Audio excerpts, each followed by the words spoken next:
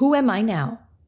Because I was married, then I was a person getting divorced, right? Which can be up to how many years it takes. Yeah. And now what am I? Their identity is so wrapped up in their relationship. They actually, they don't know who they are. It's incredible.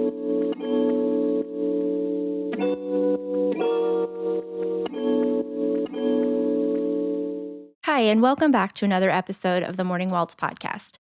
I'm your host, Elisa Walters. And on today's episode, I am so excited to be having this conversation. I think it's such an important topic to discuss. I am joined by Laila Aitken, also known as the Split Coach.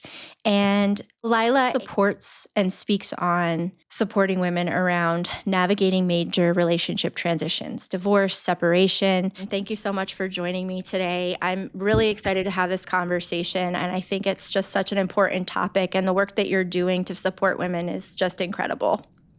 Thank you so much. Well, I'm happy to be here, and I'm happy that I get the opportunity to actually shed some light on this topic, as much as we can, because there's so many things we can talk about around divorce, separation, relationship. But yes, hopefully we can highlight some things that might help some, listeners out there. Yeah, absolutely. Well, I want to take it back to the beginning with you. How do you describe the work that you do? And I've described it in so many different ways, but I think in the end, I'm a divorce and relationship strategist. Part of the experience of divorce is helping yourself as well. So it's a relationship with self during the process in which you're untethering from somebody that you've been with for how many years, it doesn't really matter, right? There is an identity that you've had. So I kind of strategize with them and help them and support them. I've called myself the doula, divorce doula. I've called myself, divorce coach, life coach, all those things. But at the end of the day, I really am kind of walking the path with them, and I'm strategizing with them, and I'm supporting them and helping them to really kind of find their own voice in the whole process. So Got it. Well, I think in a nutshell, that's it. I love that. And I love all of the doula, the strategist. I think that there's so many really fitting titles for the work that you do. Would you mind sharing what led you here? Was there a personal experience? For sure. I didn't set out to work in the world of divorce and separation, for sure. I landed into this kind of world because of my own experience. So I would say 17 years ago, which is insane to me to remember that. It's wow. So my daughter's turning 17. I was pregnant while I was going through a separation, ultimately a divorce. So new mom, divorce at the same time, which is overwhelming in itself on one of the categories, right? But having both in front of me, it was like, okay, I need to figure this out. I don't have the opportunity to take a hot minute. I have to kind of navigate this. I've got to do the best I can with the resources I have. And I relied heavily on my lawyer. And I realized, I think a lot of people do that, right? Because, well, they are the ones with the answers regarding the law. And the law is a scary thing. And you're going through a divorce for the first time. It's like, oh my God, this is the first time you're dealing with lawyers, more or less, dealing with the courts. Very scary, right? So you're super overwhelmed with all of those in the decision making. And then plus I was going, through this whole experience of being a new mom. So I kind of educated myself through the process as much as I could, which I also realized that I was up against somebody who was pretty difficult, unfortunately, and kind of wanted to fight and, utilize the court system, to kind of scare me, I guess, right? And so I became about, I would say 3 years into my divorce, and I would say I was in and out of court for 10 years. Not all divorces take that long. Mine, actually, the financial bit took maybe 2 years. It was the parenting, co-parenting, all those aspects. But I became a mediator. So I certified myself as a mediator. This was in London, UK, where I was living before. And through that experience, I actually learned a lot about negotiation, techniques and strategies on communication, because when you're communicating in a highly stressed out manner, and you're just in fight or flight all the time, you're not communicating in the best way possible. Yeah. And it's hard to kind of actually tone it down when you're in that, because you feel like you have to respond. You feel like you have to get your point across, and you're never getting it right because you're in a fear-based state, right?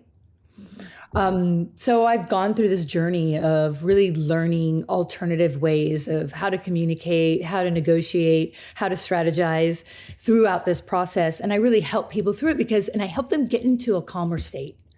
So it's not just I'm doing the work, right, for them.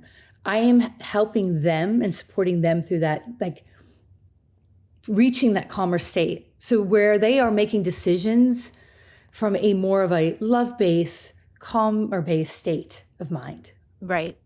Where do you see somebody coming into the fold to work with you? At what point in this process? Because it sounds like early on, there's a lot of emotions that are running high, and you're trying to separate that from also making sure that, I mean, divorce in and of itself is a process, and making sure that you're advocating for yourself in that process. You're getting the right things, but then there's also that emotional side. So, at what point would somebody come and start working with you?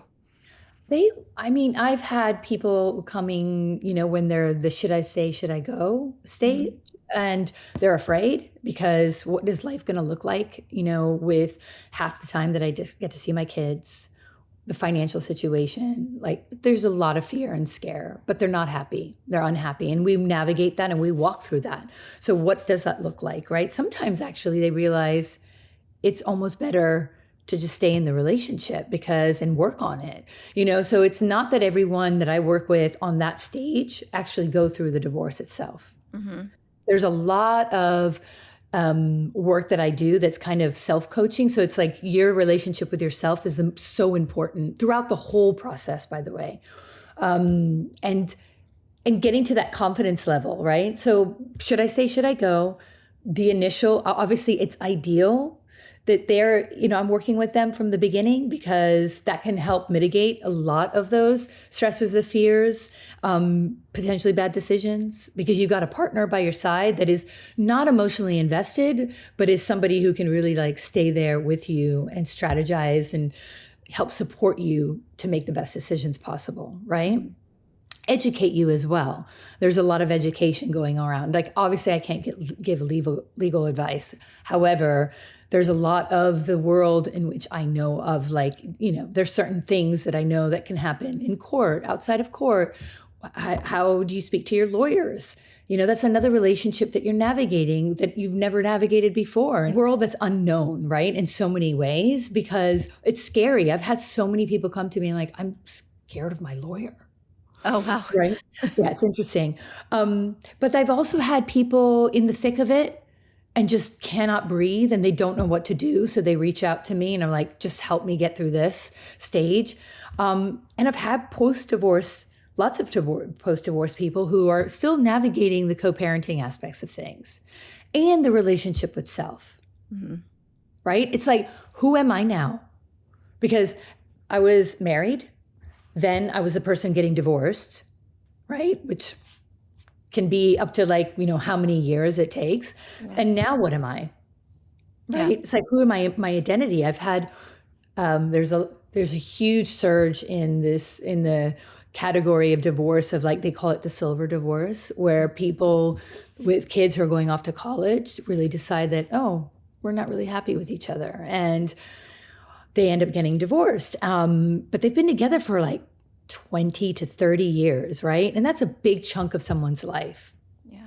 So if you think about that, it's like, wow, their identity is so wrapped up in their relationship. They actually, they don't know who they are. It's incredible. They've lost who they are. They're like, well, my identity is I'm a wife or I'm a husband, And I tend to work more with women, but there are men that I have worked with who are willing to do the work so that they can get through this the best way possible. Mm-hmm. Yeah. I feel like it's whatever side or, it doesn't matter your identity. This is, you're both dealing with it and navigating it in a different way. 100%. And also it depends on the mindset. Like a lot of times that I tend to, I would say 90, almost, I'd give it like 95% of the people I work with are up against a situation where there is a difficult character on the other end, right? There's so much charge and emotion inside of that, and so many triggers. And I will say that, it's interesting because you always feel optimistic about somebody showing up a different way, but they're showing up the same way they've always showed up, but you'd never really noticed it because you kept it together because you were married. So it's like under this umbrella of marriage, you feel that you've got to work on it. You've got to make it happen. You're going to do every which way. You compromise. You compromise on what your happiness is, who you are, how you communicate. There's so many things you start losing touch with of self, right? And then you get to a point where you're now untethering and you're dividing finances, you're dividing child, time, you're like dividing all these things that just fuels so much anger and fear and fire into the whole mix that they are showing up on the other side in a fight mode. It's like fight, right? Like I want to fight, I want to get in this and I want to win, but there's no winning. Yeah. No one really wins. We say a lot in the world of divorce, it's like fair is the F word of divorce. Because there's nothing fair, right? Right. And people need to, it's like once you have that mindset that go, okay, it's not about winning. It's about just having this sense of agency over myself where I can actually feel good about how I'm behaving, how I'm acting, what I'm saying. Do you Yes. see what I mean? It's Yes. really more of that. So I can walk away away from this, whatever the outcome is, feeling good about who I am and how I showed up. Right. That's interesting. And I want to dive into, because you talk a lot about how it starts with you and it starts with the self-love and reconnecting with you and your identity. This is two-part because I would love to understand when you were going through your divorce with that identity, because you were navigating, you had a new identity of being a new mom, you had an identity of wife. And you mentioned it took 10 years. During your journey, at what point did you realize there was maybe a sense of loss of your own identity? And how did you reconnect with that? And this two-parter, because then I also want to then understand how you help other people come back to that. So for me personally, it was a very interesting time in my life because I was also running a company. So I had another baby and it was at the time quite successful. It was something I enjoyed doing. I ran a jewelry business where I was designing and producing and distributing jewelry around the world. It's my creative side. I love it. I enjoyed it. I was, in this world in which I just kind of, I felt great every day going to work. I was enjoying myself, but I was very much the designer, the jewelry, in fashion, that was like an identity that I've created for myself and this wife and a new mom to be, right? And becoming a mom. And so I realized, I'm like, wow, there was a lot. It was like all crashed down. And what happened was none of it all mattered because I didn't believe in myself anymore. I'm like, well, I just failed. I just failed in this marriage. How am I even going to keep the business going? How am I going to be a good mom? I mean, all these questions were happening in me and around me and all of, kind of drowning myself in this self-talk. And I realized that I just had to sit with it. There was no way of me pushing it away. Of course, I went to therapy. I spoke to a lot of my friends and family and relied on them. But at the same time, it was in the moments of silence It was the moments within myself and with myself that I actually found the answers. And that's what clicked for me. I was like, oh, you can be in action mode for sure and get things done. But you need to give yourself that silence. You need to give yourself that moment. When my daughter was, finally sleeping or didn't need me to breastfeed or whatever it was, those moments, I really sat in that silence to figure out like, okay, what is my next step and who am I? And slowly, I kind of started finding out who I was. It was interesting because I wrote to all my friends and family and asked them to tell me, give me 3 words that they think describes me in an email. And I remember sending it out and everyone came back with all these beautiful things. And I didn't think they were going to say anything bad, but some of them were like feisty, which I was like, all right, I am. I'm Italian Pakistani. Like, yes, I'm feisty, And so, yeah, own it. Right. And it's great. So it just gave me so much charge. And I realized you should be asking the people around you these things, because it's nice to know how they see you. Because then it reminds you, okay, yeah, that I am that person. Let me tap into that. Like, let me re-find that person that I lost in all these identities. Mm-hmm. Because you're not those identities. You are you. You are how you show up. You are how you speak, how you navigate, how you treat people. Yep. So early on, I actually learned that even though my ex wanted to fight, I'm not going to get in that ring with him. Right? Right. You can't do anything about somebody taking you to court. You've got to go and show up at court. But you can do everything about how you and what you are fighting for. And how are you positioning yourself in that? How are you speaking? How are you communicating? That I can own. Yeah. Right?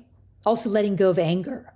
So part of this journey and during this process, when you are kind of tapping into self again, it's really hard to do that when you're in anger state or fear state, right? You got to get into a loving state, a loving base state, let's call it. And so in that state of mind, how do you get to that, right? How do you get to that when you're stressed out, you're scared, you're tired? Well, there's always something. Like my daughter was a great example, right? Just looking at her got me into this state of mind, putting her to bed, doing this stuff, like all these things that I used a lot for me to get into a state of mind in which I could start actually thinking clearly. Right. Right? How, when you're in that state of being angry and you have to find that moment, and for you, it sounds like it was your daughter, and what do you do for your clients who are filled with anger, who can't kind of see beyond that when they got to come back into, that starting point of their self, their identity? So first of all, it's like also understanding what the trigger is, right? So it's like, what was that trigger? What was the thing that got you angry, frustrated? Because there's always something, but it's always the story in which we put onto that something. So I learned like there's facts and there's stories, right? So, and I teach them this and I kind of support them through this. And I'm like, what are you looking at? Are you looking at the story behind it, the charge behind it? Or are you looking at just the fact? Like the fact is I got a lawyer letter that I have to deal with. Okay, right? The story is, oh my God, it's never going to end. I'm always going to get this lawyer, these lawyer letters. He acts like this. She does this, blah, blah, blah. Like then it becomes this charge in which you just start going into this angry mode, frustrated, scared, fear, and you can't think from that place. Yeah. You certainly can't think from a place of like who you are, because you've just been taken away into this whole tangent, into this other place, into this other dimension in your mind where there's no way that you can communicate from that space. You can move forward from that space, right?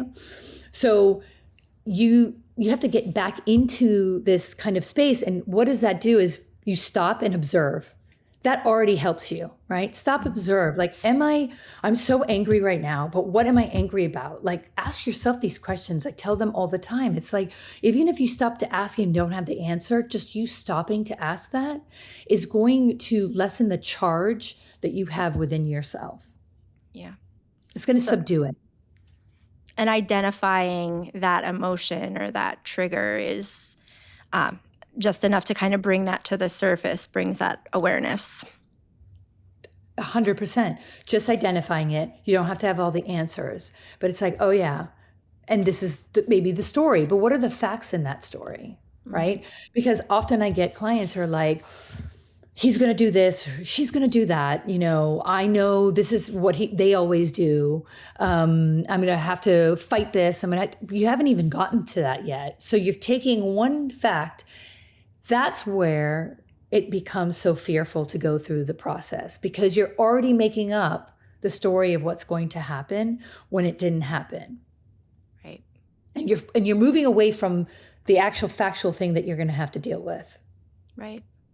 So there's no way that you're going to deal with that when you're in the heat of the story and in fear mode. Yeah. Yeah. So that's how, I help them. So they'll come to me angry, upset, frustrated, sad, whatever it is around something. And then we're like, okay, let's identify the trigger first. Yeah. And let's see what the story you're telling yourself around that is. So identify the trigger, identify the emotion. So it's not just the trigger, but the emotion is really important to understand, right? Because everybody doesn't, a lot of times we just go, we're happy, we're sad. We don't have this plethora of vocabulary around. We have it, but we don't use it, right? So it's also understanding, it's what is that feeling that is triggered, right?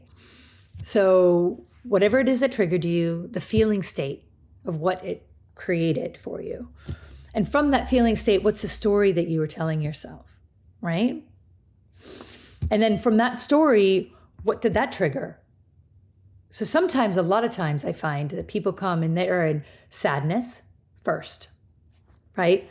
Then the story happens. And then all of a sudden there's anger. It's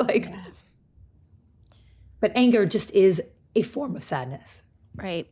It's also, you're navigating grief. 100%. Loss, grief, identity crisis. Who am I? What am I? A loss of self, a loss of relationship, a loss of, the identity, and a loss for the person. A lot of times, you're really grieving the person that you thought you were really with. Mm-hmm. Yeah.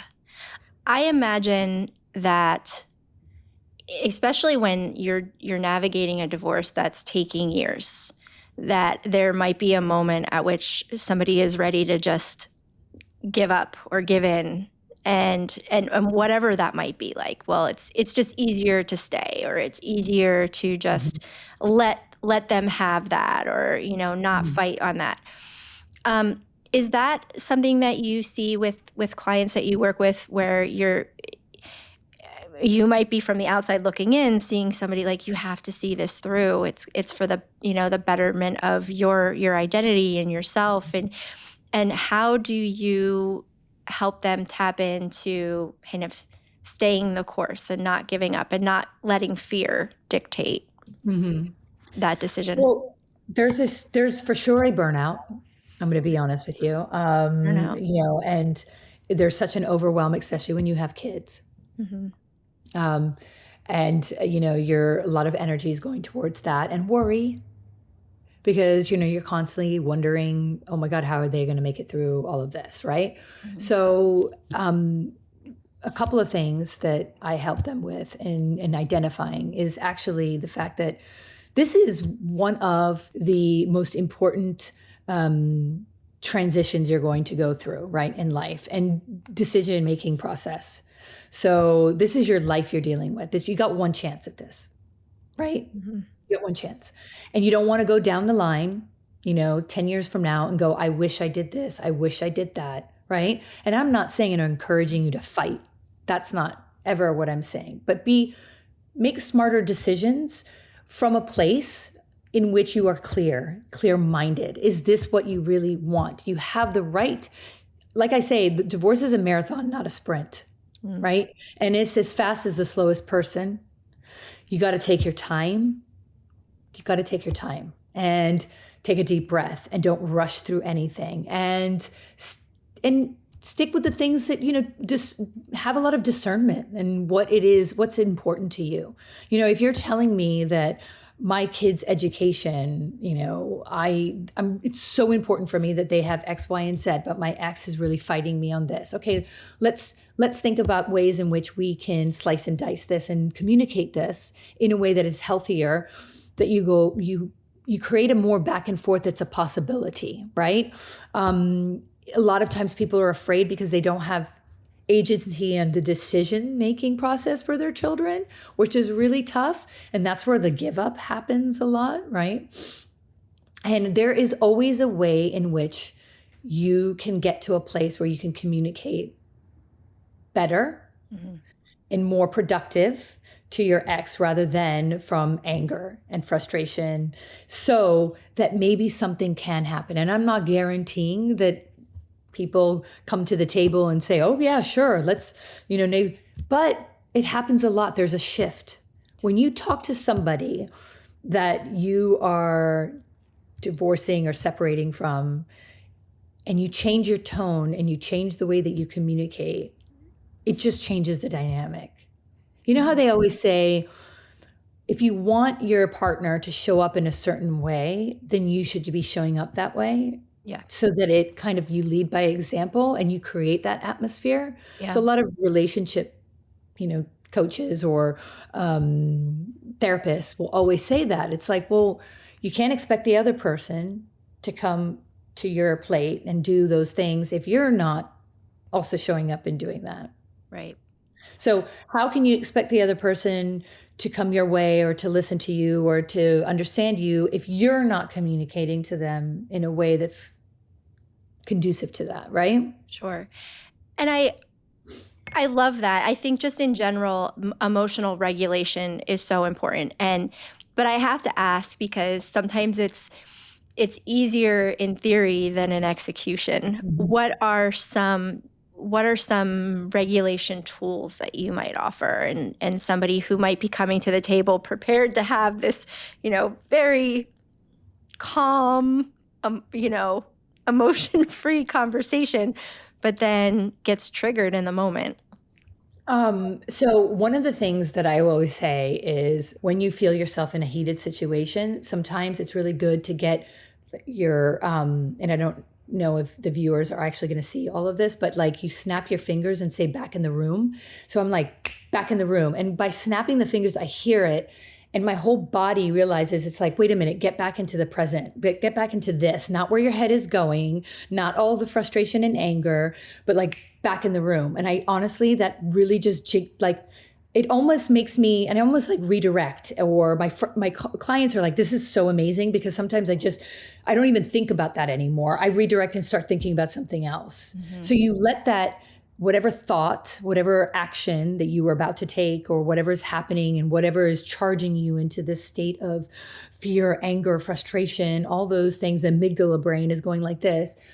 When you snap your fingers and say back in the room or something like that, that gets you back into a space, you're getting yourself out of that amygdala brain, like that churning. Do you see what I mean? Yeah. Very important to do action with it, like some kind of thing. Like, some people say that it's good to like hug themselves really tight, right? And do something that really is a physical thing and a verbal thing to get you back out of that spiral. I love that. I love that. I was over the holidays, I was in a room where I was helping, and there were hundreds of people, and it was really loud. And the way that the woman who was running this event was getting everyone's attention, she would be like, clap if you can hear me, and then clap twice. And it was just like the way that she was able to regain control of this room. Yeah. It's like, there's something about that sound, that physical action that you pause and you're like, I'm back, I'm present. So I love the back in the room. I'm gonna have to try that. Yeah, because it's great. I mean, it's like, and the snapping of the fingers, for some reason, I get the vibration in my ears, and that really resonates, right? And, a lot of times, like I said, I work predominantly with people who are, untethering from somebody who's quite difficult, who likes to fight potentially, who wants to win and might not see what's best for the kids, Right. right? Right. Which is a hard one, real hard Yeah. one. One of the things I will say, and one of the tools I will use, so this is a tool that, is really helpful, is I always say, we always say, take deep breaths. Okay. Well, deep also stands for don't engage, explain, or personalize. Mm. Okay. Because a lot of times you want to engage in somebody else's kind of like they're like throwing that, the bait, right? And you're like, okay, are you gonna hook into that or you're not, right? So don't, explain, engage, or personalize. Really important to remember when those moments happen, when you are getting triggered by that person. Sure. You brought up an interesting, especially with deep, um, when it comes to if a woman is navigating or people are navigating divorce and there are children involved, that Mhm. co-parenting dynamic. Mhm. What is the biggest thing that you see when it comes to co-parenting, that really is detrimental to somebody's healing moving forward? And what are some tools to be able to navigate co-parenting in a healthy way? Well, often I will say that I see that people think the other parent is going to show up or should show up in a way that, by the way, they've never have, which Mm. I think is really interesting, right? Often I will get females mostly coming to me and it's like, well, I do everything. I work and I clean and I look after the kids and they don't do, all those things. And and they're expecting their ex-partner to show up as a parent that they never actually showed up as in the beginning, right? Or to change that dynamic. So that's really interesting. It's like noticing that, like, wait a minute. So you're fighting this battle that you're hoping this other parent is going to show up in a way that they never have. And it's almost letting go of that kind of control of this outcome that the other parent should show up in a certain way when they're with the kids, right? It's acceptance. There's a lot of acceptance. There's not much of a tool for that except to realize that your kids only need really one good parent in their lives, right? That is supporting them, that is holding that space for them, that is doing the things that they need, And so if the other parent isn't doing that, it's sad. It sucks. I'm not saying that it doesn't, but there's nothing you can do about it. And fighting that, right, is only going to hurt you. And guess what? Your kids will see that. Yeah. And so now you're in this situation where your anger, frustration, sadness, all those things, your children are being witnessed or witnessing it, right? Whereas they just kind of need you to be that parent that's solid, that's present, that's there for them, that does the things that maybe your ex doesn't do, Right. right? Right. It's Um, that's interesting too, because I mean, as kids get older, they start to see it. I mhm, mean, your kids are smart, they feel it, they pick up on things like that. Um, but in that moment of, why doesn't mommy or daddy come to this game, or mhm, or bringing somebody new into the dynamic? It's like, oh, mommy has a new boyfriend, or mhm. daddy has a new girlfriend, or whatever. um, I, it's that valid. How do you navigate finding that acceptance and also still showing up for your kid to kind of, because you don't also want to speak ill about the other person, or badly about the other person to the child, but how do you No. kind of support your child through that when you're also trying to navigate acceptance and forgiveness or whatever other feelings? So I always say be curious. Mm. When oftentimes my clients will come to me and like, well, I've just been sideswiped because my kid just told me that my ex has a girlfriend, or, and Oh. I'm like driving the car and like, how do I, like, my reaction was crazy. And I was like, it's okay. Like, don't beat yourself up if your reactions aren't perfect. Let's face it, kids are going to always blame us for something down the line because we're parents. Like, just, I mean, therapy exists because of parents, honestly. Like, let's face it. So, we can't be perfect, and they're always going to find their own story around who we are. So own up to it. So if you react in a way that you're not happy with, always communicate that with your kids later on in a calm manner. I'm not happy the way that I reacted.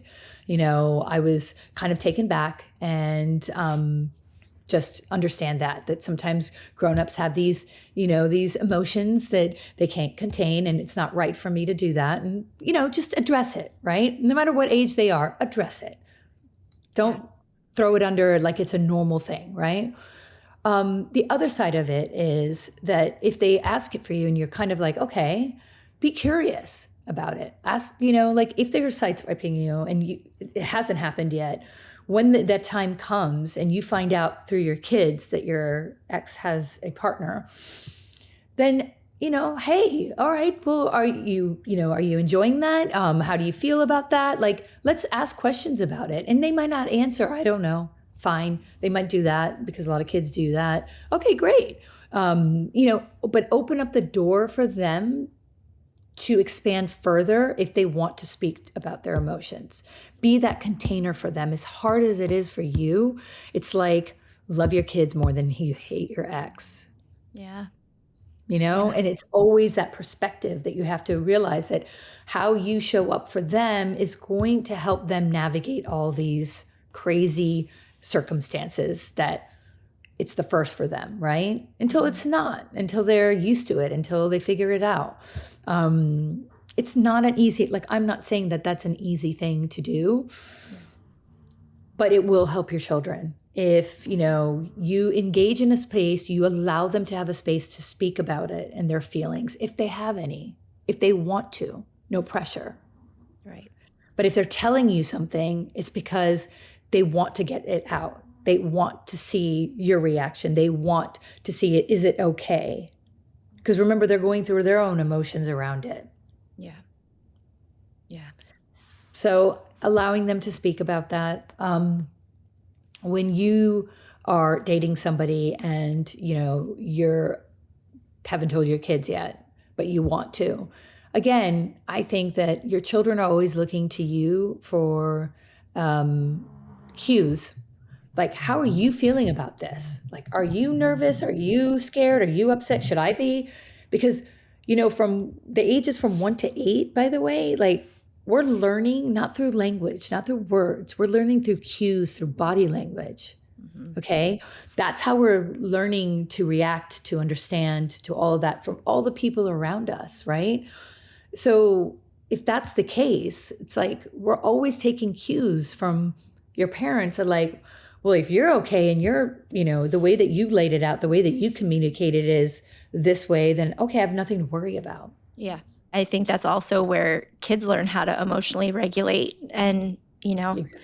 and because in situations that are contentious, divorce, I mean, I'm a child of divorce, and mm-hmm. you think about things of perception, I think, is a really big thing. That is, a lot of kids become perceptive when they come out of a divorce family, because they're, how's mommy going to react to this? How's daddy going to react? Is daddy in a bad mood? Is mommy in a bad mood? It's interesting, those defense mechanisms that you pick up.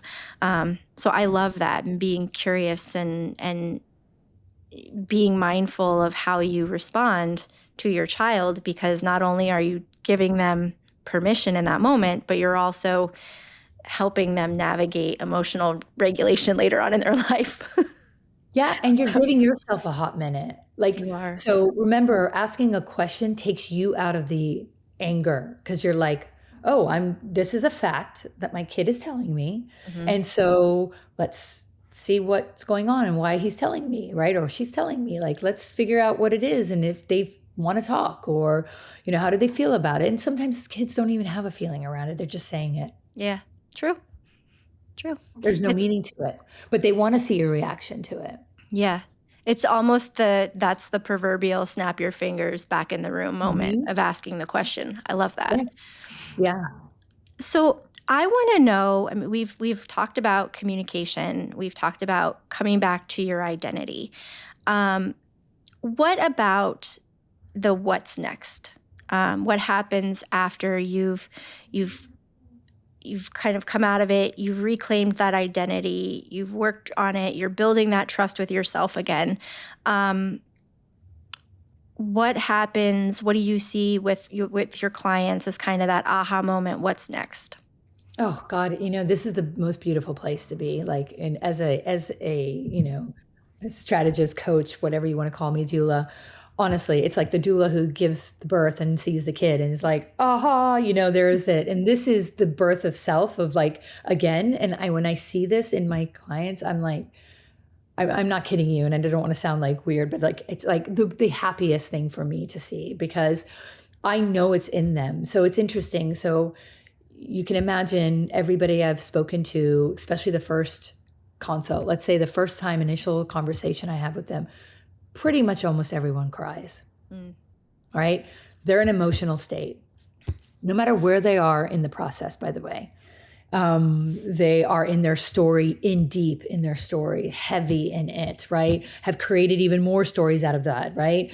And I see the evolution of like where they have come from to where they go, and the things that they do from this is incredible. Like they're tapping into things that they've never done before, right? Some people are like learning to climb, the other ones are like learning to surf, and they're going on trips, and they're doing things that are out of their comfort zone. They're going to parties that they don't know anybody and they've never done that before, right? As a person on their own.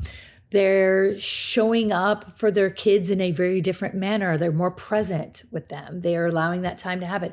So there's all these things that I see as an end result. They're so different, right? But I always see it, is what I'm trying to say. So no matter where anybody has come to me, whatever state they're in, I always see the beauty in it. And I always tell them early on, and by the way, they hate it when I say this, but I'm like, this is a gift.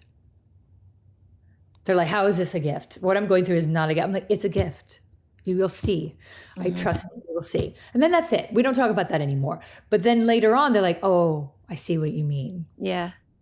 This has allowed me to be the person and do the things that I've always wanted to do, that I just kind of put to the side because it wasn't in the cards, Yeah. Because of the relationship. Yeah. Or I didn't have self-confidence because of that relationship, And so, but because of the lack of self-confidence, I stayed in it. And now, oh my God, I'm this free spirit and I really believe in myself. And I mean, I've seen the most beautiful things and outcomes. Yeah. And it always happens.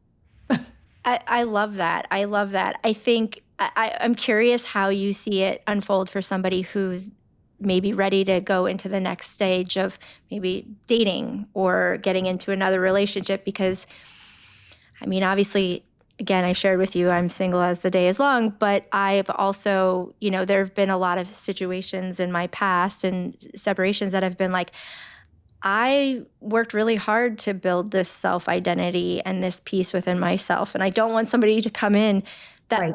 I guess what I'm getting at is that level of trust in yourself. How do you rebuild that trust that you're like, yeah, I'm going to do that again. I want that again. And I'm not going to lose myself in that process. Absolutely. So remember, like, and I always say this, we attract what we emote, right? Like, how are we navigating our lives? What we say, what we do, we're going to be attracting all of that. And that's just common knowledge in the universal law of attraction, right? Really is. So if you're an angry person and you're out there, you're going to cultivate and more anger around you because you want to justify that anger, right? Yeah. So same thing goes for this peace of mind, this excitement, this adventurous side of you now that's out. It's like curious side, right? You're going to attract somebody from that, right? So you have to trust that. So you trust yourself is not about, I've got to find somebody, right? It's more about, I'm going to attract the person that I belong with, or the person that I can be with from a place of more, happiness, self-love, And that's a journey. So I often work with simultaneously with that self-love piece. And there's a lot of those aspects that, people have a lot of resistance with because they've been told certain things for so long that they really believe it. And they have resistance to get to a place where like, but you're not those things, right? Right. But so trusting yourself is a journey. But more than that, it's like, are you happy with how you're showing up in this world? Every day, the decisions that you're making, that you're doing, that you're saying to other people, how you're navigating it. If you're happy with that and you're content with that, like you're going to find somebody that it matches that Yeah. from that place, Yeah. right? It's interesting because I also do work with a matchmaking company. Oh. Yes, and they has asked me to be one of their coaches because it's called 3-Day Rule, and they're great. And what they do is they give coaching to people who sign up.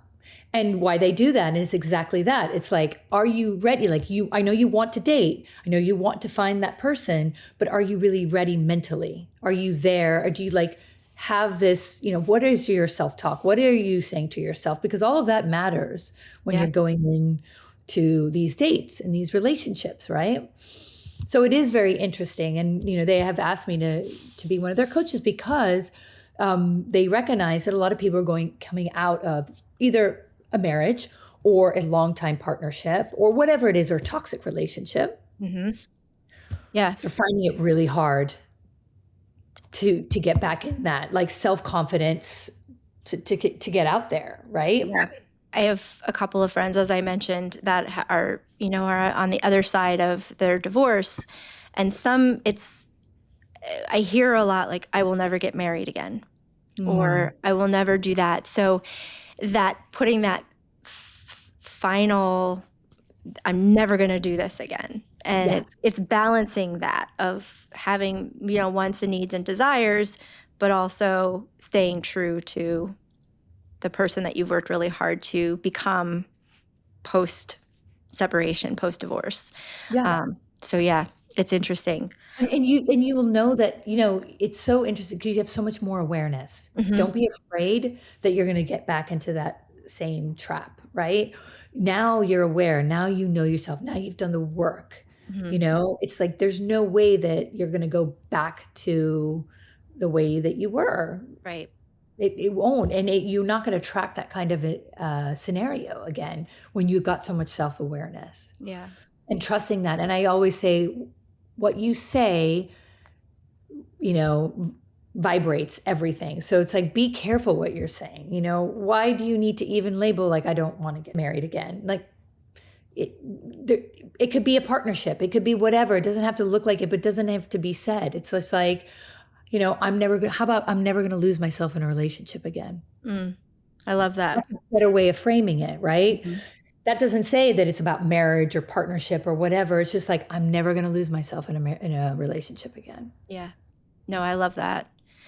Well, I know we're coming up on time here, and I do want to ask you, just kind of as a kind of a sum up, if one of our listeners is going through this and they're thick of the loss of a relationship, a marriage, and this in the thick of transition, what is one thing you would want them to hear right now? Oh, wow. Well, I'd like to just say that they're going to be okay. All is going to be well. And I know that, as hard, I've been privy to some of the craziest stories. I mean, crazy stories that even I would be like, oh, I don't know how this person's going to come out of this. And they always do. And they always come out a better version of who they ever were. Yeah. So have faith, trust thyself, and your instincts and your gut. And really don't, if somebody is being difficult on the other side, don't reflect who they are, right? Don't get caught up into that vortex. You do you. Great. And If somebody wants to find you or work with you, and some of the stuff that you might be working on as you move forward with your coaching work, I would love to hear about that. I'm on Instagram, the Split Coach. But yeah, they can email me. I've got Laila at thesplitcoach.com. So easy to, email me and reach out to me. But there's ways to even, book consults with me on Instagram or my website. So All right. Well, yeah, Laila, this has been incredible. I appreciate the very open, transparent conversation and just sharing your wisdom and knowledge and again, going back to how important of a topic this is. So thank you. thank you. And thank you for having me.